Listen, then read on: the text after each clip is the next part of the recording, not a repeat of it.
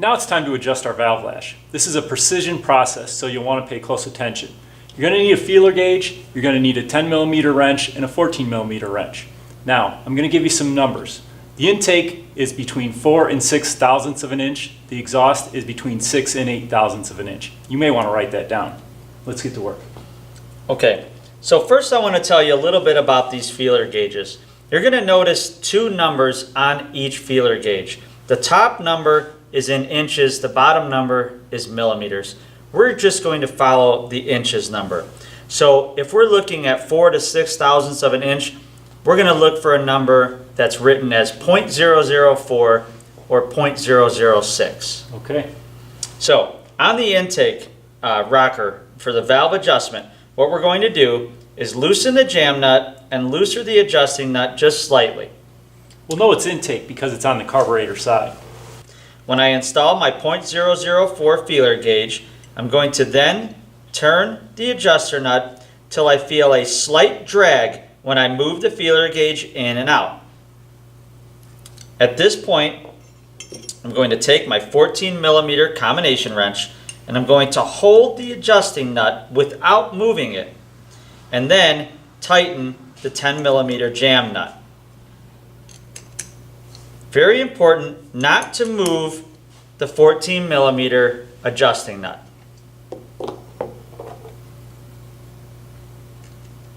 And now our feeler gauge goes in and out just slightly and rubs on the inside and outside of the rocker. Okay, now your instructor should take a look at this before you proceed to the next step. After the intake valve, we're going to move to the exhaust valve. The exhaust valve specification is 0.006 to 0.008 or 6 thousandths to 8 thousandths of an inch. So if you remember, we're looking at the inches measurement on our feeler gauge. That's the top number. So as we cycle through these different feeler gauges, you'll note that they go in single-digit increments and then two-digit increments.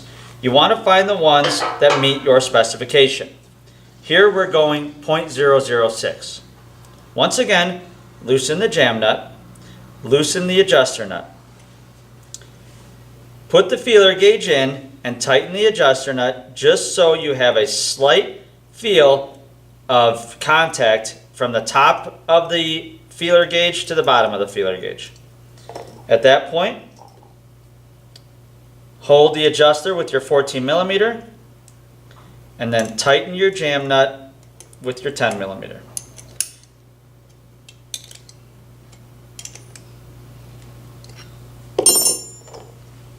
Now we're going to verify.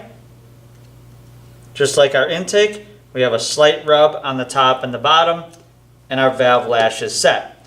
Now I do want to remind you that when we set this valve lash, you always want to be sure that the piston is in top dead center, and you can look in the spark plug hole, and verify that there's no pressure pushing up on those push rods, which may put pressure down on the rocker arms. To verify this, all you have to do is rock the crankshaft back and forth just slightly, maybe a 1/4 inch in each direction, and if you don't see any movement of the rocker arms, you're good to go. After you set your lash the first time, we're going to double check. That means we're going to have to rotate our crankshaft through all 4 stages. Let's do it.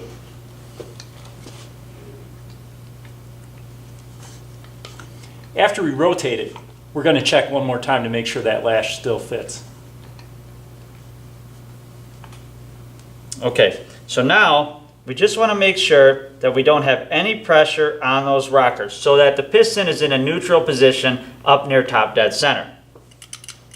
You'll notice that I can move these rockers just slightly. That verifies that our push rods are not pushing up on the rocker assembly. And Mr. Carr, what were those specifications we're looking for again? On the intake, it was between 4 and 6 thousandths of an inch. On the exhaust, it's between 6 and 8 thousandths of an inch. So if I came up with a number like 5 thousandths on the intake, would I be within specification? I think you would be. All right. And there's our 5 thousandths of an inch feeler gauge, and it fits perfectly. I have a slight drag on the top and the bottom side. Our exhaust was 6 to 8. And here's my 6 thousandths feeler gauge. Once again, a slight drag on the top and bottom. This feels good. Okay, time for you to do that second check. Make sure your instructor checks it before you move on.